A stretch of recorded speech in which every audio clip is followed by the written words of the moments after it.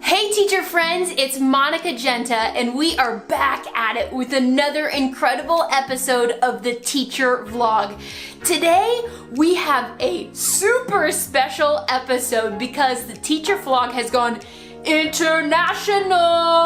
I feel like I need to bust out in like a Pitbull song. International, yeah, international. That might have been a little weird, but I'm just really excited because we have a learning mentor whose name is Luke Davies, and he is actually from the United Kingdom. He's coming from England! So he is on the show talking about how we can break through to those really hard students in his role, not as a classroom teacher, but as a learning mentor. This is a really cool episode, and I'm just gonna tell you right out the gate, his accent is incredible. It will have you on the edge of your seat, along with his really great content. The 2 tips that he delivers are going to be perfect for your classroom. And stick around at the end of the episode because I am actually going to be sharing a really cool exclusive announcement to those of you who are watching this today. So let's get rolling. Here is my friend Luke Davies from the UK. All right, Luke, it is so cool to have you on. We were just talking about the fact that it is mid-afternoon here in Illinois and you are getting ready for bed. Yeah, that's right. We are. It's pitch black outside and it's nearly bedtime. So. Yes. Oh my gosh, I love it. So you are definitely my first person who we've had on the teacher vlog internationally. And not only is that different, but I'm super excited because you are actually not a classroom teacher, which is awesome because you are playing such an important role in kids' lives. Will you just tell us just a little bit about your role before we start our couple of tips? Yeah, brilliant. Well, called a learning mentor. So my job is to ensure that children in the whole school are happy, are coming into school with the right frame of mind to learn, and that we build up their confidence, we make them a great person. We make them socially healthy and everything, mental health a lot. So that's our job, to make sure as well they love school. Yeah.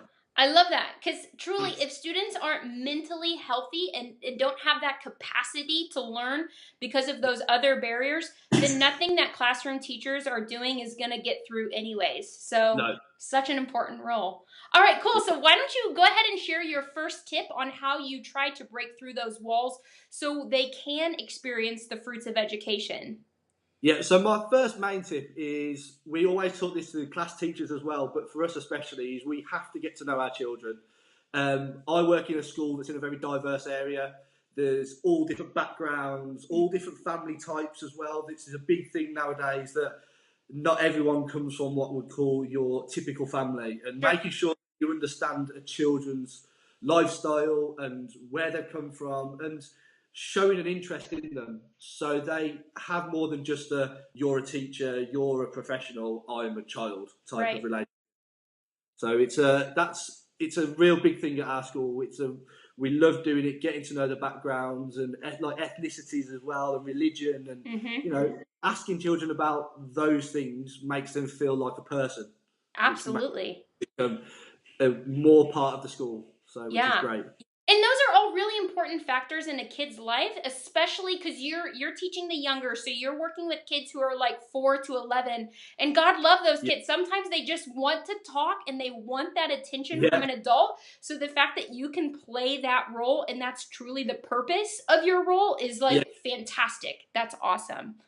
All right, very cool. What would be the second tip that you would share with us? So the second tip is, in our school, well, in the whole country now, that our age group of primary is becoming more and more prominent, that children have mental health issues, and self-esteem is a real hard nut to crack, I believe. And we have to make our children believe that they are awesome, they are amazing, they are special, they have talent, they have a gift, and they are themselves. They are who they are, and we have to believe in them.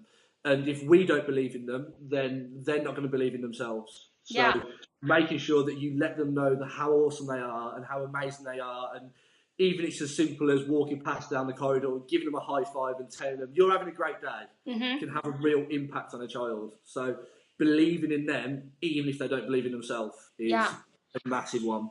And kind of what you're saying here is like appreciating students' uniqueness. I think sometimes as a teacher, like we say that we appreciate it, and then something goes a little bit like off the deep end, and we're like, God, like can't like get a hold of yourself here. But I think that's a great reminder that we want our kids to be unique and be themselves and feel like themselves, and so to just like have adults appreciating that is, I'm sure, monumental, especially at a younger age, because you're right, that mental health piece is huge right now.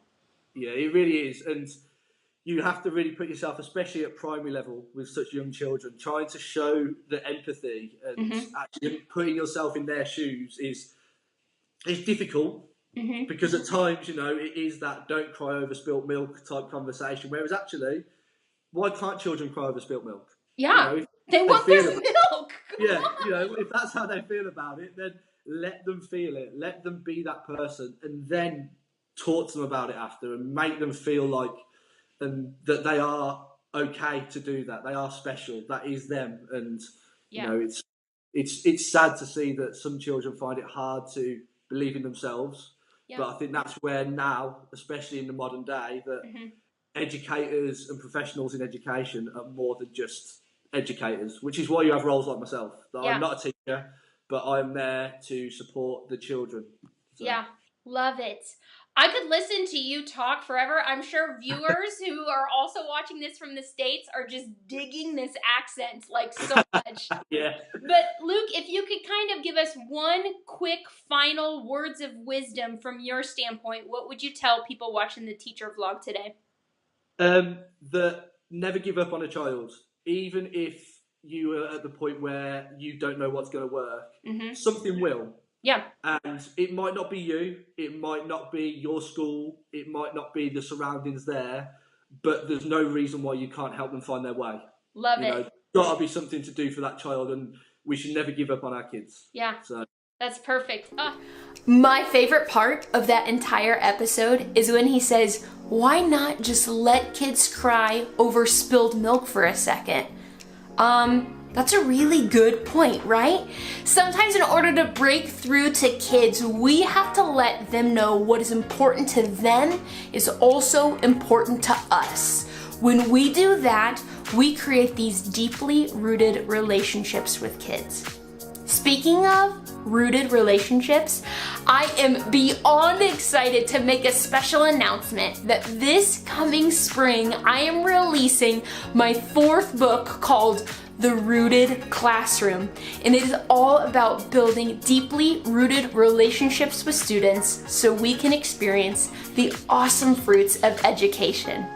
If you want to be alerted on when that book is deliverable to you so you can read up on it in your classroom, then sign up for my mailing list. Not only are you going to get exclusive access to that book, but I'm also going to send you a free book right when you sign up. It is an ebook that is going to give you tips and tricks on how to transform your classroom from average to awesome. Thank you guys so much for watching this special international episode. I hope that these tips on building relationships with kids help you to go into the classroom this week and just crush it for kids. Remember, even when it's hard, even when you're frustrated, even when you think, what am I doing? The only thing that you really need to remember is, hey, you've got this. Have a great week.